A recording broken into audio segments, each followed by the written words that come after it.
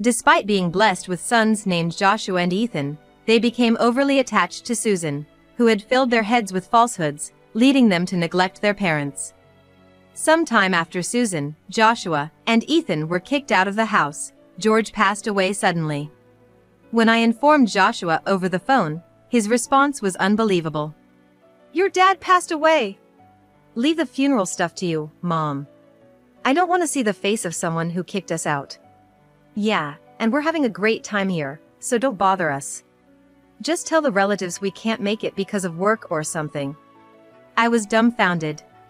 A week after the funeral, I received a letter from George addressed to me. When I opened it, it read, "Please read this without our sons finding out." As I read on, I was overwhelmed with emotion.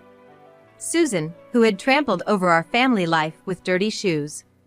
And Joshua and Ethan, who refused to attend their father's funeral. I won't let it end like this. My name is Alice, a 54-year-old housewife and full-time employee. I met George at a welcoming party for new employees at our associated companies. Despite being a light drinker, I couldn't refuse the alcohol offered to me and ended up feeling sick from drinking too much. As I shrank into a corner seat, looking for a chance to leave, George noticed me, struck up a conversation, and arranged a taxi for me. Later, I took a day off to thank him at his office. He was surprised to see me during his break. "Coming all this way just to say thanks? You're really conscientious." We became friends, started dating, and eventually got married. Both of us, George who grew up in a complex environment and I who lost my parents as a child, longed for a warm family. We were sure that we could be happy together. But, living together brought unexpected turmoil due to George's sister, Susan. Before the wedding, I tried to greet Susan, but she was too busy to meet, so our first encounter was at the wedding. Since George's parents had passed away, it was a simple ceremony with friends and relatives. Susan stood out in various ways. Wearing a pure white dress that emphasized her cleavage at a wedding. And sporting a heavy makeup like a stage actress, she reeked of perfume. I tried not to show my disgust, but Susan either noticed or didn't like me from the start. She didn't greet me and mocked me. "George, couldn't you find someone better at your workplace? Such a plain Jane as a sister-in-law is embarrassing." "Come on, sis." "Well, maybe she suits you, Mr. Super Serious."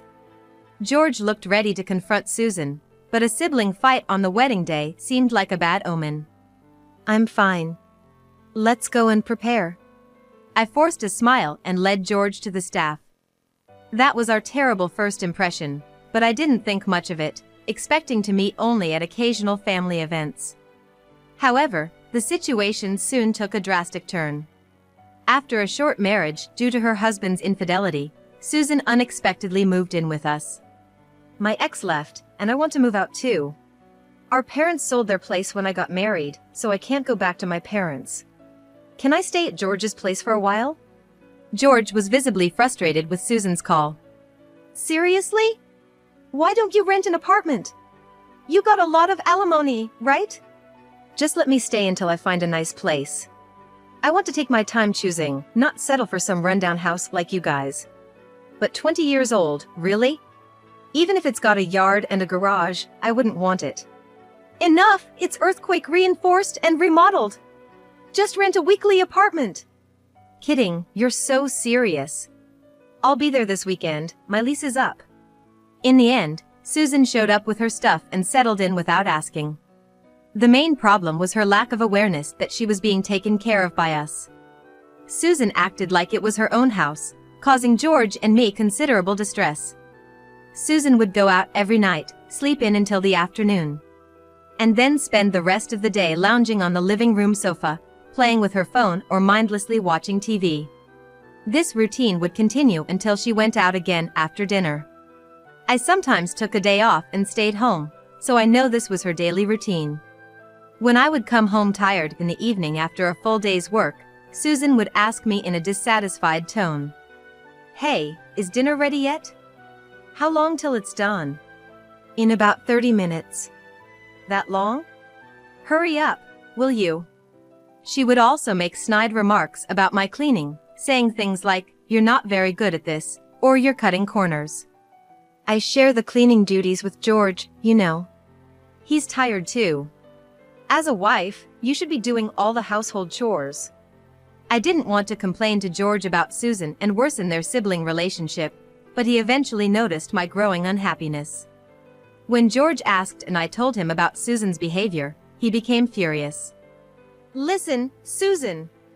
Don't you dare overstep your boundaries, you're just a guest here. Oh, I'm just stating the obvious. Susan replied nonchalantly. And start contributing to the household expenses. I'm still in shock from my husband's cheating. How can I work in this state? And you want to charge me? You can afford it with the $100,000 alimony you got. You have enough money to buy clothes and go out drinking. I don't need my brother telling me how to spend my money. With Susan acting like this, both George and I were exasperated. My dream of a happy married life had turned into a nightmare because of Susan. George and I had wanted kids soon, but perhaps due to the stress over Susan, it just wasn't happening. We were discussing getting checked when I discovered I was pregnant in our 4th year of marriage. Tears of joy streamed down our faces.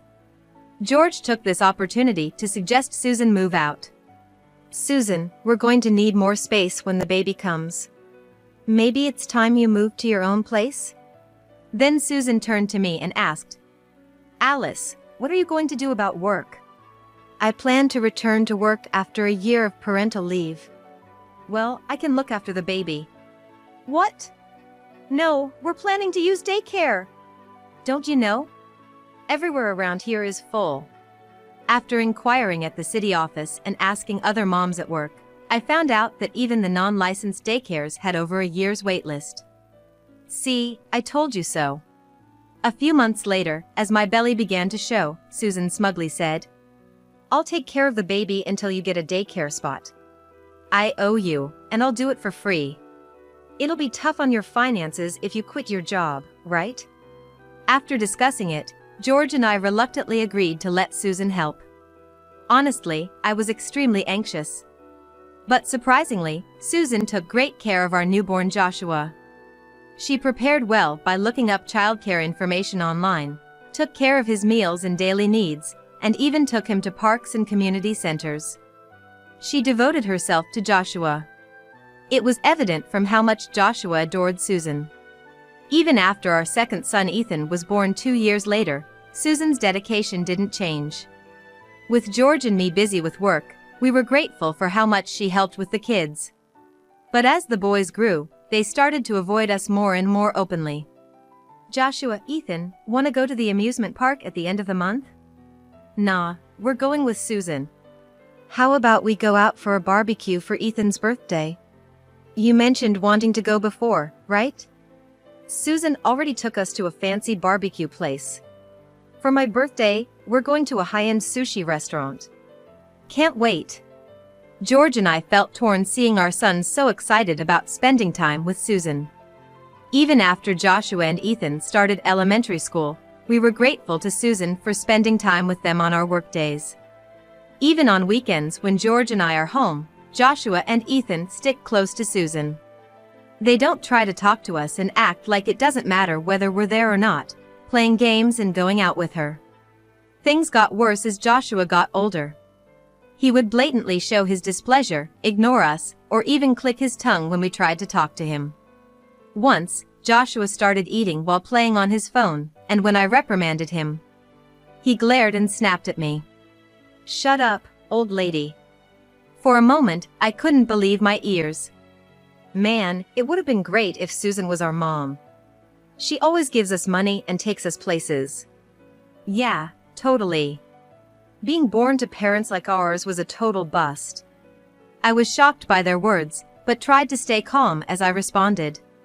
Susan doesn't work despite being healthy, doesn't contribute financially, and just spends her ex-husband's alimony. So what? That's a lifestyle to aspire to, Joshua said, looking dreamy. But, like, Susan raised us, right? Complaining about her seems weird. Yeah. You guys didn't really want kids, did you? What? I know. Susan told us. You had us just because you had to. That's not true. George and I always wanted kids. Susan offered to help until we found childcare. I was desperate in my denial. I can't believe you'd say that to me. Joshua smirked at my choked voice. You guys are always so annoying. Telling us to do homework, saying we play too many games. Yeah, Susan gets it. She says it's fine not to do homework, and even stays up with us playing games till dawn. I snapped back, annoyed. Susan has no responsibility for your futures. Your dad and I say these things because we're worried about you, even if it means you'll hate us. Yeah, right. You're just jealous because we're close to Susan. How stupid. Maybe you shouldn't have let her take care of us. I felt like crying. Looking up, I saw George standing at the doorway, his fists trembling. Who do you think you're talking to? Oh, hey Dad. Working late again today? Must be tough. Yeah, for such a measly salary. That's so true. The boys laughed mockingly, leaving George speechless. Finally, you talk to us, and it's to mock your parents. George, stop being so loud. Susan called out as she came down from her room and appeared in the kitchen, shrugging her shoulders in annoyance. Getting worked up over what kids say is so immature. It's because you spoil them that they're like this. George exploded. I've had enough. Get out, now. What? I've been nice to my nephews, and this is the thanks I get? If you're going to stay, then pay your way. Susan puffed up her cheeks. Fine, I'll leave. Happy now? What? Susan, you're really leaving? No way. Susan quickly agreed, went to her room to pack her things in a suitcase, and came down to the entrance. I put my clothes in boxes. I've arranged for movers this weekend. Leave it till then. Okay. Susan, are you really going? Yes. Take care. She smiled at Joshua and Ethan as they saw her off to the gate, then left. But it was too late to bridge the gap between us and our sons. As teenagers, Joshua and Ethan became more rebellious. Joshua quit his job within a month of starting after high school. And 2 years later, Ethan followed suit, quitting his job after just a few days. They bragged about starting a business together and engaged in dubious deals, spending money from odd jobs in a single night. After a huge fight, George kicked them out of the house. When you get a job, come back. No way we'll ever come back to this place. And so, Susan, who had stirred up our family, and the sons she influenced, Joshua and Ethan, left, and it was back to just my husband and me. I worried about how Joshua and Ethan were doing, but without the three of them causing chaos, I breathed a sigh of relief. At the end of that year, as I was about to leave work and head home, I received a call from George's colleague. Are you Alice? George collapsed at work. What? He's currently receiving treatment in the ICU at the city hospital. I understand. I'll go there right away. I felt like I was about to panic, but I ordered myself to calm down and drove to the hospital. I identified myself at the ICU reception, waited in the hallway for a while, and then the automatic doors opened. A man in a white coat, presumably a doctor, appeared. As soon as he saw me, he lowered his gaze to the floor. We did our best, but I'm sorry. I was speechless. Overwhelmed by shock, I stood there in place. This morning, I had seen off George as he left for work, just as always. Keep your schedule open for our anniversary next month. Sure. The usual restaurant? I have a surprise planned for this year. It's the same restaurant, though. I never imagined that such a mundane conversation would be our last. It felt like my field of vision suddenly turned completely gray. Am I the only one left living, wondering if there's any meaning to it? As I pondered ominous thoughts in the back of my mind, I decided to contact everyone anyway, Joshua, Ethan, and Susan, and inform them. George has passed away. I left a voicemail, and I also sent a message. That night, I received a return call from Joshua. Amidst cheerful music and chatter in the background, It seemed like he was having dinner at a restaurant. "Joshua? Your father has..." My voice trembled as I spoke, and Joshua replied with a half laugh. "The funeral and stuff, I'll leave it to you, Mom. Someone who kicked us out like that, I don't even want to see his face. Yeah. We're having fun here, so don't bother us." Oh dear, George really made himself unpopular, didn't he? I could hear Susan chuckling in the background. "Just tell the relatives we're absent because of work. Say hi to them for us." "Wait, just a minute." I stood in shock for a while, holding the phone. Are these people really George's sister and sons? Filled with emptiness, I knew I had to proceed with the funeral arrangements. I contacted George's relatives and the funeral home we always use, and arranged a family funeral. The sudden farewell felt unreal, and I couldn't shed a tear during the funeral. However, as normal life resumed, the reality of losing George hit me repeatedly. While preparing dinner, setting up to record a TV drama we used to watch together, making coffee, I'd inadvertently prepare for two, or start talking to him, and then realize George was no longer there, and I couldn't stop the tears. A week after George's passing, I was watering the flowers in the garden when the mailman's car arrived. I took the mail and went inside. Among the direct mail, I found an envelope addressed to me and was instantly taken aback. The distinctive handwriting was unmistakably George's. With a rush of emotion, I opened the envelope, and first, it explained why I was receiving this letter. "I entrusted an old friend to post this in case I passed away." Then, after a heartfelt message of gratitude for the years we spent together, there was a line that caught my eye. "Please read this without our sons finding out." My heart swelled as I continued reading the letter. I felt a warmth in my eyes, realizing George had seen how much I worried about the kids. I wiped my tears and made a decision. I had to respond to George's feelings. Susan, who had trampled on our family without care. And Joshua and Ethan, who refused to attend their father's funeral. Just you wait. I won't let it end like this. I immediately took action. George's letter said, "There's a package for you in a safety deposit box at the bank near the station. Use the enclosed key to retrieve it. I leave the rest to you, Alice." Using the address in the letter, I went to the bank and entered the safety deposit box room beside the ATMs. Following the instructions nervously, I inserted the card into the slot. After entering the PIN, a square part of the table opened, revealing the safety deposit box George had rented. I used the key to open the box and check its contents. Sure enough, everything George mentioned in his letter was there.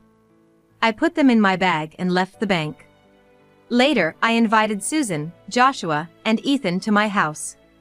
I want to share George's inheritance with everyone who was important to him. With that excuse, all three of them came eagerly, without a doubt. The word shameless fitted them perfectly.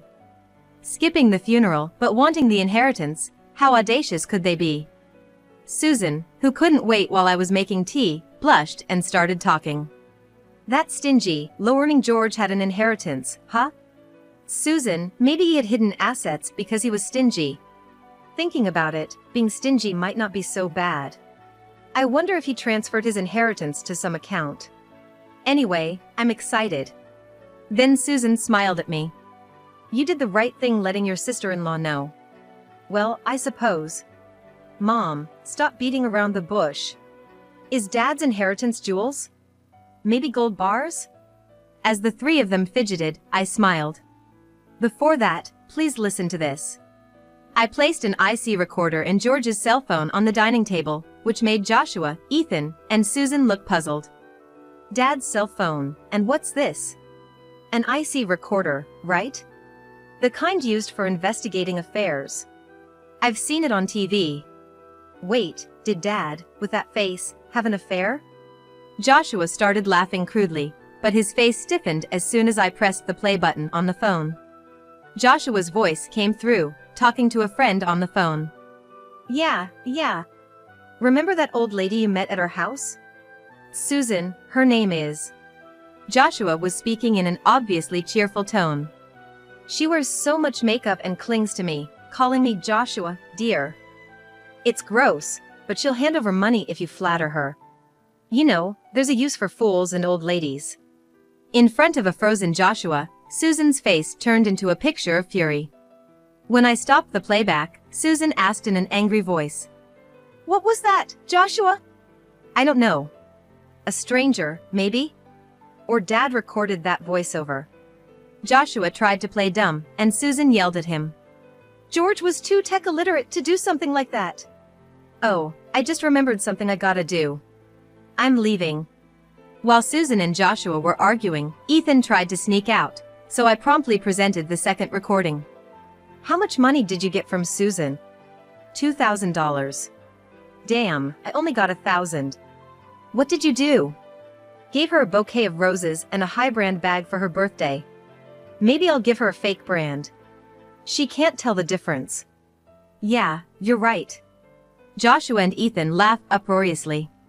"She lives for being showered with gifts by men, even at her age. Almost hitting 60, yet she still thinks she's young. Believing every flattery from men she meets at the bar and splurging a fortune on them. She's an easy target. Stupid, really." The two slander knew no bounds.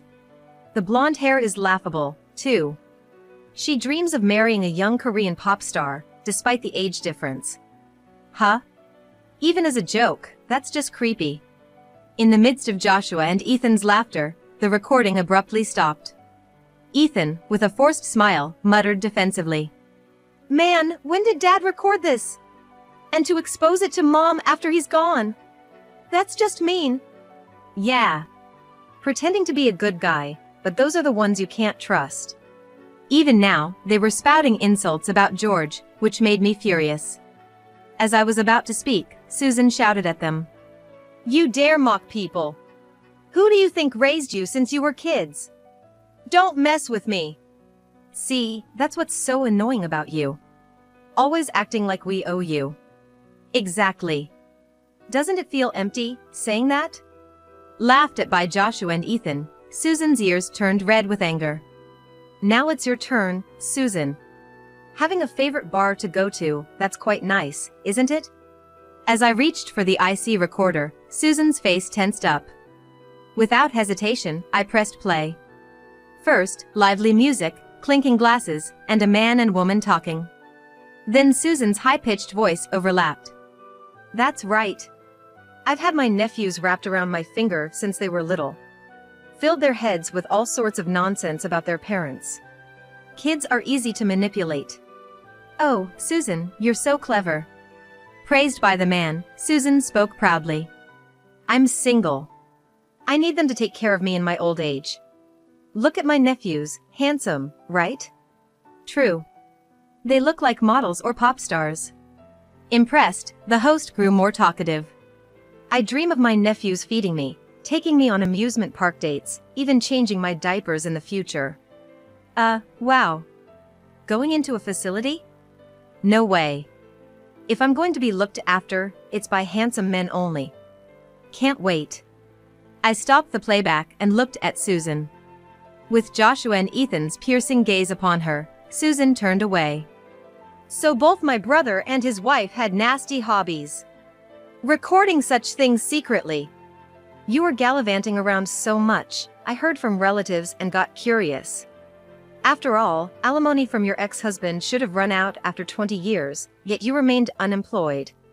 So, I hired a private investigator to look into your background." I explained. "And this is what was recorded." "Susan, you really are quite a character." "No, not funny at all. Creepy old lady." "What do you think of us?" As the sons cringed and hugged themselves, Susan's eyes narrowed in anger. "Shut up. I did indeed dote on you. Spent my precious time and money. What's wrong with expecting something in return?" "Spent money? Oh, you mean this?" I spread a bank book on the table, making Joshua and Ethan's eyes sparkle. "Oh, is this finally the inheritance?" "Well, sort of." I made a suggestive remark and looked at Susan, who was sweating coldly this time. Her face betrayed a desire to flee at the first opportunity, her eyes darting around as if seeking an escape. I addressed Joshua and Ethan. Remember what I told you before? George had cut ties with his father before we got married. Yeah, I remember. Joshua nodded. Our grandfather, Dad's father, didn't work seriously despite being wealthy. Relied on the family fortune and racked up a huge debt. Yes, that's right. George's mother worked herself to death paying off those debts. Right, Susan? Yes. I cut ties with him too after becoming an adult. Though I did attend his funeral. Susan nodded. So afterwards, the inheritance George received from wealthy relatives, he kept it a secret and deposited it in an account for you three. Huh? We never heard about this. If there was money, why didn't he tell us? He planned to proceed with the inheritance once you started working seriously. But before that, someone used it without permission. Joshua and Ethan simultaneously turned to look at Susan. No way! Yes. Susan had been taking George's bank book and seal without permission during his lifetime and withdrawing money. The two, apprehensive, looked at the bank book and recoiled. $200,000 down to $10 in 1 year? Hey, what did you spend it on? Well, this guy convinced me there was a great investment opportunity. I thought I could double it and pay it back. I just borrowed it, that's all. Susan wriggled as Joshua and Ethan exploded in anger. Don't joke. That was supposed to be our money. Just $200,000 and you're making a fuss. Considering the effort I put into raising you, you should be giving it to me for free. Susan retorted defiantly, causing Joshua and Ethan to bristle with anger, veins popping on their foreheads, ready to pounce. But that's not all, Susan. I sighed, spreading Joshua and Ethan's bank books on the table. You both started working right after high school, so the college funds were left untouched. I was going to give it to you once you started working seriously. But this too was meddled with. Seeing only pennies left in their accounts, Joshua tore at his hair in frustration, and Ethan almost cried. Damn it, woman! What you're doing is criminal. Yeah, we'll sue you. Don't be silly. It's called family theft and doesn't count as a crime when done by a relative. Susan crossed her arms and legs, laughing irritatingly.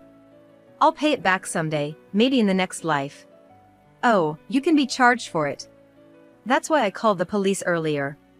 At my words, Susan's eyes widened in shock. Huh? Indeed, relatives living together can't be charged for crimes, which is why George kicked you out, planning to report you. Dumbfounded, Susan asked me in disbelief. You betrayed your husband's sister? Well, yes, that's what happened. Huh? Really? Unbelievable! After all I've done for you, how ungrateful! Who's ungrateful here? I yelled back, silencing the room. I glared straight at Susan, unleashing my fury. Because of you, our family is a mess. It's beyond repair. What are you going to do about it? Overreacting much. Susan shrugged. I should have never trusted you and kicked you out sooner. Then Susan turned to Joshua and Ethan, spreading a sinister smile across her face.